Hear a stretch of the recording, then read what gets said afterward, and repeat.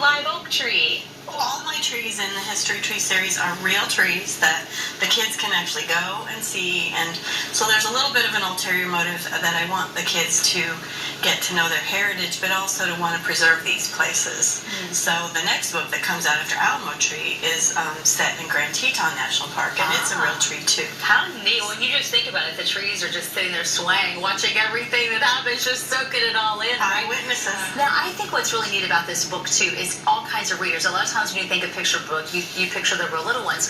But you have little areas where it's smaller print, where it's real detailed information, so everyone can kind of get something from this. Well, my goal was people said, you can't write a children's book about the Alamo. It wasn't a good ending.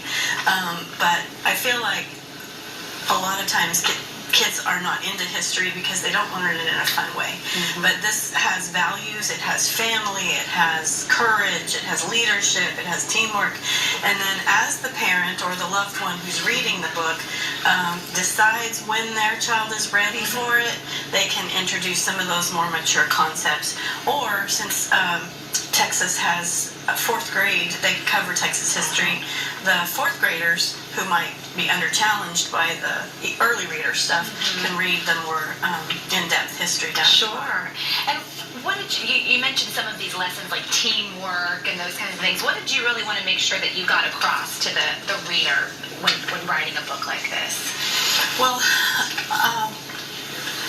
in Texas, we step on the grounds of the Alamo, and it's you're reverent. It's hallowed ground, and I wanted to start the kids at an early age understanding the sacrifices and the dominoes that were set in place all over the globe with what the Alamo heroes set in place, and so. I'm a teacher, I'm a mom. I don't think you can ever start doing that too early, especially if it has parental guidance like this offers. And so I wanted to enrich the content so that parents could be engaged and decide what their kid was ready for, but also to bring these stories to kids at a younger age. When I went to the Alamo, I didn't see any kids' books on the shelf. And so... So you took care of that right now? Yes. How do we find it?